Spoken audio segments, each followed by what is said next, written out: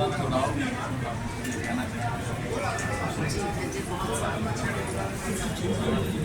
आज युवा बच्चों ने ये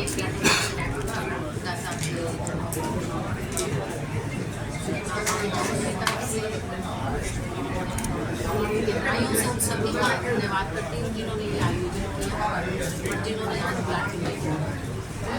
मेरा ये मानना है कि रक्तदान से बड़ा दान कोई दुनिया में होता नहीं। जब एक माँ भी बचपन से अपने बच्चे को दूध पिलाती है तो कहीं ना कहीं उसके मन में एक आशा होती है बुढ़ापे में मेरा ध्यान रखती है। लेकिन एक ब्लड डोनेटर जो होता है जब वो ब्लड डोनेट कर देता है वो ब्लड किसको चढ़ेगा वो वापसी की कोई उम्मीद नहीं। तो इससे बड़ा कोई दान नहीं, क्योंकि वो ऐसा दान करता है कि वापसी में किसी चीज़ की उम्मीद नहीं है। तो ये बहुत अच्छा कार्य है। मुझे लगता है किसी भी शुभ काम को बनाने के लिए हम इधर उधर उससे अच्छा इस तरीके से ये जरूरतमंदों के काम आएगा। बहुत सराहनीय कार्य। मैडम, आप हुड्डा साहब के साथ कदम से कदम मिलाकर कर चलती रही हैं। आने वाले चुनाव में आशा हुड्डा की क्या भूमिका होगी? या कोई चुनाव लड़ने की संभावना है या पीछे से बैकडोर से ही आप इनका साथ देंगे? ऐसा है, वो तो बैकडोर से साथ तो मैं हुई। आप बैकडोर क्यों कहते हैं? फ्रंट में बात ये मैडम कि फ्रंट में बैटिंग करेंगी आप या पीछे से ही सारी व्यवस्था को संभालेंगी? नहीं, उनके साथ रहूँगी, ना पीछे रहूँगी, ना आगे रहूँगी। जहाँ तक चुनाव की बात है तो समय बताएगा। इसको संभावनाओं में हम ले सकते हैं कि अगली बार मैं संभावनाओं में विश्वास नहीं। 2012 में आप किसी धर्मशाला में आए थे, उस समय आपसे एक बार सवाल किया गया था हुड्डा साहब की गवर्नमेंट थी उस समय कि मैडम आप सरकार को कितने नंबर देते हैं? उस समय आपने हुड्डा सरकार को 100 नंबर दिए थे। आज की सरकार को आप कितने नंबर दे रहे हैं? बहुत बड़ा जीरो। अब मैं यहाँ आई हूँ, आपने कहा रोड झज्जर बहुत दिनों बाद आए, कोई सड़क है आने लायक? मेरे ख्याल से जब कहीं झज्जर मैं रोहतक जाती हूँ ना तो मुझे रात को कमर दर्द की गोली लेकर ही लेटना पड़ता है। सड़क ढूंढने से नहीं मिलती, केवल और केवल गड्ढे हैं।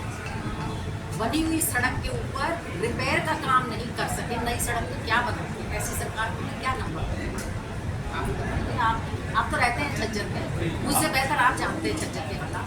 मुझे आप झज्जर में कोई एक अच्छी सड़क दिखाइए जहाँ 3 किलोमीटर कोई गड्ढा नहीं है, 2 किलोमीटर कोई गड्ढा नहीं है। तो मैडम ये 2 किलोमीटर सड़क अच्छी है, मैं इस सरकार को शायद 100 में से आधा नंबर देती हूँ। मैडम जन ने तो कांग्रेस पे विश्वास कर रखा है, आपके साथ विधायक बैठते हैं। लेकिन जब विधायक कोई भी हो, ये जिम्मेवारी तो सरकार की है। अगर विधायक ऑपोजिशन की यहाँ बैठे तो क्या वो सरकार यहाँ काम नहीं करे?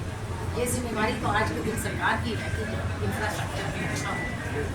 आपने विकास की बात की, विकास नहीं हो पा रहा, लेकिन आम आदमी पार्टी के नेता कहते हैं कि इतना सब कुछ होने के बावजूद भी विपक्ष की भूमिका जो है वो आम आदमी पार्टी बाहर रह करके निभा रही, विधानसभा में कांग्रेस पार्टी नहीं निभा पा रही। आम आदमी पार्टी है क्या? तो फिर वो विधानसभा में कैसे भूमिका निभा रहे हैं? उनका कोई पार्षद नहीं है, उनका कोई विधानसभा में सदस्य नहीं है। और पिछले 2-4 महीने से प्रेस कॉन्फ्रेंस करके अगर विपक्ष की भूमिका निभाई जाती हो तो ये तो बड़ा आसान तरीका है।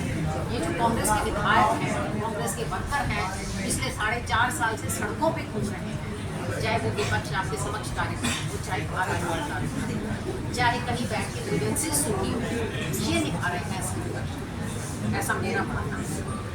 बाकी आप लोग पत्रकार तो बुद्धिजीवी होते हैं, प्रबुद्ध जन हैं, आप लोग मुझसे बेहतर जानते हैं। आप पार्टी ने कितना विपक्ष का कार्य किया मैंने उनको कभी देखा नहीं पिछले साल। आने वाले समय में कितना मान रहे हैं कि कांग्रेस कितनी सीटों पर? सीटें तो मैं नहीं बताती, पर सरकार कांग्रेस की 100%। अगर आप सरकार कांग्रेस की बात कर रहे हैं तो चुनाव की अगर बात करें तो पहले संभावना है लोकसभा चुनाव नहीं जाती, पर आपको पता है पिछली बार तो एक भी सीट नहीं थी, तो उससे बहुत अच्छा प्रदर्शन। बीजेपी के सांसदों को ये कहते हैं कि भाई रोहतक लोकसभा में बहुत ज़्यादा विकास हुआ है भाजपा से, क्या देखने को मिला? हाँ, हुआ है ना विकास। सड़कों में गड्ढे हो गए जो नहीं थे, बहुत मेहनत लगती है, बनी बनाई सड़कों में उन्होंने गड्ढे करवाए हैं। लॉ एंड ऑर्डर जीरो हो गया है, बहन बेटियां सुरक्षित नहीं हैं, युवाओं को रोजगार नहीं है, यही विकास है। आप किसी भी व्यक्तिगत कमेंट करने के लिए मुँह ना ही खुलवाएं। वो एक हादसा नहीं था। जो जनसंवाद कार्यक्रम जो मैं तो टीवी या सोशल मीडिया के जरिए देखती हूँ, अगर मैं कोई दुखी महिला अगर हरियाणा से रहने वाली, मैं शायद उस जनसंवाद कार्यक्रम में जाके कभी भी अपनी प्रॉब्लम नहीं, जो रवैया आज के लिए यानी कि आप कहना चाहते हैं कि एक तरीके से जो महिलाएं या कोई भी व्यक्ति जनसंवाद में जा रहा है तो वो प्लेटफॉर्म बात रखने के लायक है ही नहीं। ऐसा मेरा मानना है। ये मेरा व्यक्तिगत राय है। वहाँ जाके सिवाय ह्यूमिलिएशन ह्यूमिलेशन भी इस तरह पर सच्चाई का साथ दीजिए। जो आप देखते हैं और महसूस करते हैं उसी का आपको साथ कितनी सीट आप शहर में से कितनी सीट आपकी बात फिर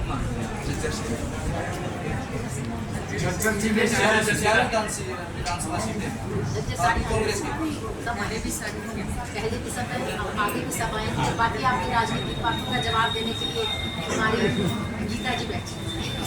आदरणीय चौधरी भूपेंद्र सिंह हुड्डा जी के जन्मदिवस के अवसर पर आज हमारे युवा साथियों ने ब्लड डोनेशन कैंप लगाया है। मैं समझती हूँ रक्तदान महादान है और आज इसमें मुख्य अतिथि के रूप में मैडम आशा हुड्डा जी यहाँ पर आए हैं, जो कि पूर्व मुख्यमंत्री चौधरी भूपेंद्र सिंह हुड्डा जी की धर्मपत्नी हैं। हम ऐसी आशा और उम्मीद करते हैं, इस बार हम पूर्व मुख्यमंत्री कह रहे हैं, अगला जो ब्लड डोनेशन कैंप होगा मुख्यमंत्री चौधरी भूपेंद्र सिंह हुड्डा जी के नेतृत्व में जो सरकार बनेगी, मुख्यमंत्री के तौर पर उनका ये ब्लड डोनेशन कैंप होगा। और हम चाहेंगे मैडम आशा हुड्डा जी पूर्व मुख्यमंत्री की पत्नी के तौर पर नहीं, मुख्यमंत्री जी की पत्नी के तौर पर यहाँ पर आएंगे और हम इनका स्वागत करेंगे। मैं सभी युवा साथियों को बहुत बहुत धन्यवाद, बधाई देती हूँ कि उन्होंने जन्मदिन को हर्षोल्लास मनाने के लिए ये जो रास्ता आज अपनाया है। ब्लड डोनेशन कैंप हमारे ये सभी युवा साथी यहाँ पर आकर जो है ब्लड डोनेट करते हैं, और वो चाहे दीपेंद्र हुड्डा जी का जन्मदिवस हो या कोई शहीदी दिवस हो या आदरणीय चौधरी भूपेंद्र सिंह हुड्डा जी का जन्मदिवस हो, उस पर हमेशा ही इस तरह से हमारे जितने भी नेता उनके उस पर ये रक्तदान का जो है शिविर का आयोजन करते हैं। सबको बधाई और शुभकामनाएं देती हूँ और हमारे लिए सौभाग्य का विषय है कि आज मैडम आशा हुड्डा जी हमारे बीच में आई, इससे और ज़्यादा हमारे सभी साथियों में उत्साह बढ़ा है।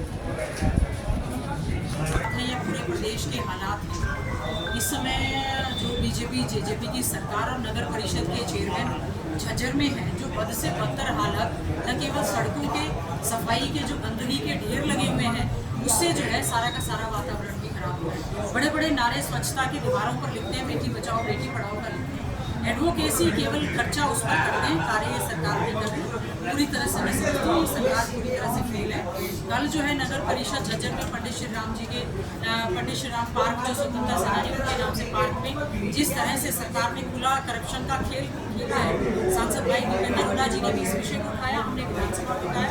हम उम्मीद करते हैं सरकार से, हम ये मांग भी करते हैं, उम्मीद भी करते हैं कि इस तरह का भ्रष्टाचार और इस तरह की हरकतें हम स्वतंत्रता सेनानी जो हमारे हैं, जिनके नाम से ये पार्क बने हैं, उनके साथ नहीं होने देंगे। और झज्जर को भ्रष्टाचार का, नगर परिषद को विशेष तौर से नगर परिषद को भ्रष्टाचार का अड्डा कतई भी बनने नहीं देंगे।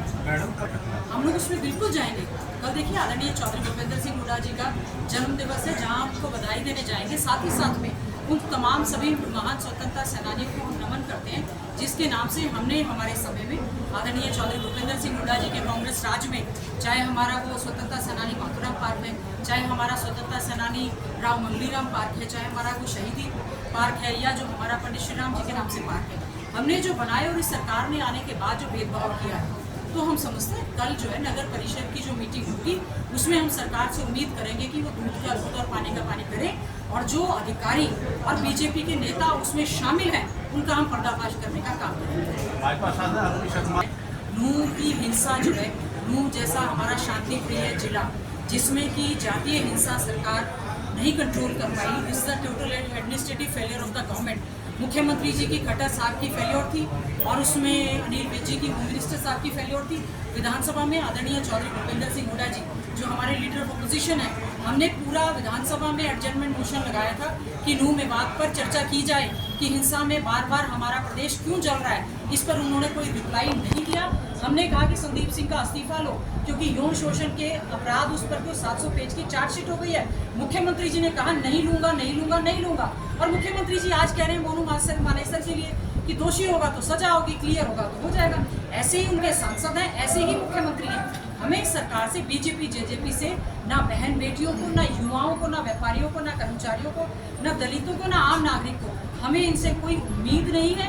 हम समझते हैं आज चौधरी भूपेंद्र सिंह हुड्डा जी के नेतृत्व में कांग्रेस पार्टी मजबूत है और आने वाले 2024 में जो हमारा लोकसभा का चुनाव होगा, विधानसभा में चुनाव होगा, इनका पूरी तरह से पूरे देश में और प्रदेश में सफाया होना तय है। एक बात और जोड़, पूरे हिंदुस्तान और पाकिस्तान में एक नूह जिला ऐसा था जहां 1947 में भी इंसान नहीं थे। जब पूरा देश हिंसा में चल रहा था, नूह में वहाँ हिंदू और मुसलमान भाइयों ने एक भाईचारे की मिसाल कायम की। खुद महात्मा गांधी वहाँ गए और उन्होंने उसके बाद, मैं आदर से नाम लेना चाहती हूँ, उससे चुका के मेरे चौधरी रणवीर सिंह जी की ड्यूटी लगाई थी कि आप वहाँ जाइए, देखिए कुछ ना हो। 1947 में वहाँ पूरी की पूरी शांति रही थी। आज आज़ाद देश में जो हम लोग हालात में हैं, इससे ज़्यादा दुर्भाग्यपूर्ण बात। हमारा जो प्रदेश के संगठन के गठन की प्रक्रिया चल रही है, उसमें सभी से राय ली गई है। सभी से राय से हम समझते हैं अति शीघ्र कांग्रेस पार्टी का जो संगठन है उसका गठन हो जाएगा।